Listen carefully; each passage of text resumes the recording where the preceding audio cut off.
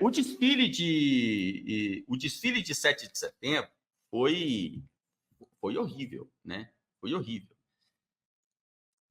E aí, assim, tem um lado que você fala, né, bem feito. Tem um lado que também fica chateado, assim. Um lado que eu fico, assim, quando eu vi como o desfile de 7 de setembro foi fraco, ninguém foi assistir, teve um lado que eu falei, eu quero que se lasque, né? Eu quero que o PT se lasque. Por outro lado, eu fiquei, assim, mais chateado, porque o desfile de 7 de setembro deveria ser um momento cívico. Então, assim, você tá aí, você mora aí na tua cidade, no teu estado, então tem coisas aí do teu estado que você valoriza. De repente, se você é da Paraíba, você enxerga as festividades de São João de uma forma que o cara que é gaúcho não enxerga. Se você é mineiro, você enxerga as cavalhadas de uma forma que o cara que é acriano não enxerga. Então, cada região tem o seu valor regional. Aqui no Distrito Federal, existe uma valorização do desfile de 7 de setembro, né? Que vocês que não são do Distrito Federal, vocês precisam também entender, né? Cara, o Distrito Federal é uma região que tem 60 anos de idade, arredondando. Brasília tem 60 anos. Assim, Brasília tem agora que está indo para a segunda geração de brasilienses. Então, tem muito poucas coisas que são coisas assim da terra, que a gente pode dizer. Muito poucas, são pouquíssimas. Uma delas é o desfile de 7 de setembro. Então, eu, por exemplo, quando eu era criança, no desfile de 7 de setembro, os nossos pais pegavam as criancinhas, aí levavam a gente para a esplanada para ver as manobras da Esquadrilha da Fumaça, para ver os dragões da independência. Então, você imagina assim, uma criancinha de 7 anos, 8 anos, está lá e vem os aviões fazendo as manobras com fumaça e tal, aí tem o algodão doce, tem a pipoca e tal. Para uma criança, aquilo é um negócio, do cacete. Então, para nós que somos, né, que crescemos no Distrito Federal, a gente tem uma outra visão sobre a coisa. Então, por esse lado cívico, eu lamento. Por quê? Uma coisa é você falar assim, eu sou de direita, eu quero que o PT se lasque. Outra coisa é você entender o seguinte, não é o PT que está se lascando com o 7 de setembro fracassado. É o símbolo nacional. É o símbolo nacional. Não adianta você pensar assim, não, mas se o PT sair, aí depois vem um governo de direita, aí lota de novo. Não sei. Não sei. De repente você é Minion, você segue o Bolsonaro até, né, no patíbulo. Mas você tem que pensar o seguinte, cara, e o teu filho, ele é Minion também? O teu neto é Minion? Porque o que nós precisamos é que, muito, muito mais do que ser bolsonaristas, é amar o Brasil. A sua pátria não é o Jair, né? A sua pátria não é nem a direita. A sua pátria não é o conservadorismo. A sua pátria é o Brasil. Então, essa loucura que a gente está vivendo hoje, eu sou patriota, desde que eu esteja no poder. Isso é algo novo, tá? Se você pega, ao longo de toda a história do Brasil, tanto Império quanto República, o cara que era patriota, ele era patriota. Ele amava a pátria. Quando ele estava no poder, ele estava feliz, comemorando. Beleza, estamos no poder, vencemos. Quando ele estava fora do poder, ele era oposição. Mas ele sempre era pró-Brasil. Hoje não. Hoje as pessoas são patriotas desde que ganha a eleição. Então você veja, por exemplo, tivemos vários incêndios esse ano. Gente, aqui ninguém é otário. Esse canal não é canal de maluco, né? Todo mundo aqui sabe, esses incêndios foram criminosos. Então, que crime foi esse? Por que pessoas do agro estavam tocando fogo em canaviais?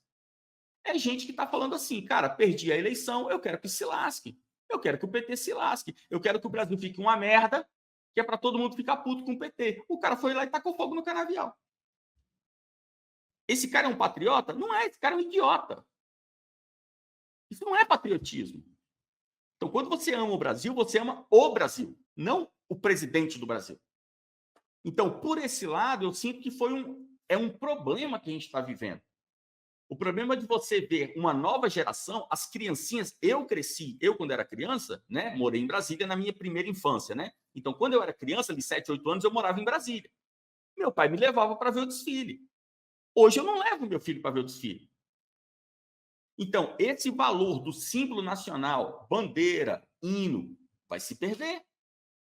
Vai se perder. Então, esse lado eu achei meio ruim. Esse lado eu fiquei chateado. Por outro lado, a gente quer que o PT se lasque. Então, você fica assim sempre nessa. Infelizmente, é um tempo maluco que a gente está vivendo. A matéria que o Celino mostrou, qual era o título da matéria? 7 de setembro esvaziado. 7 de setembro esvaziado. Não, mas tinha outra Dia 7 com Lula teve desfile para quase ninguém. Desfile para quase ninguém. As pessoas não vão assistir, mas enfim, né? É esse problema que a gente vive no Brasil. O cara que é de esquerda, também não vou me aprofundar sobre isso. A gente já fez uma transmissão aqui só para falar sobre isso aí, no máximo um mês atrás.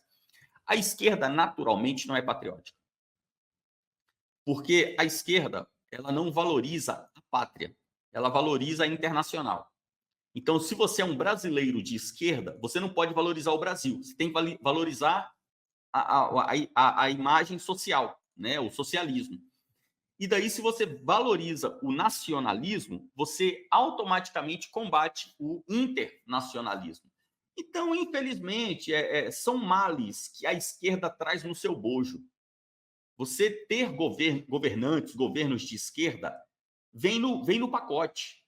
Sempre que você tem um governo de esquerda, você tem um antinacionalismo. E numa esfera municipal, o antibairrismo.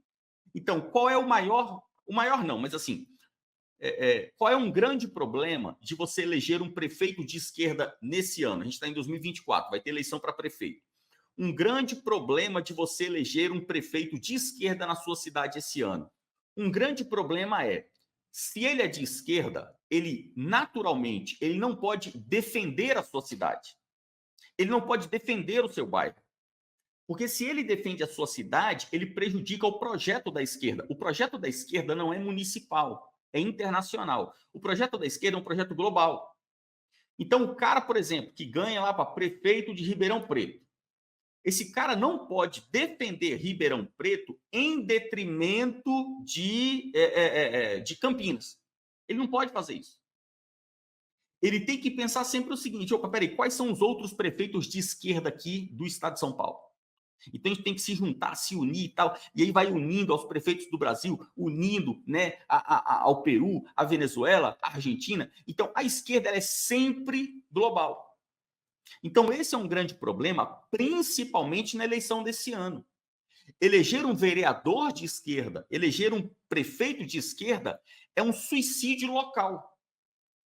Então você pega cidades no Brasil que foram destruídas, como Olinda, Recife, Natal. Eu estava hoje conversando com eu não conheço Natal, estou falando aqui do que me dizem, né?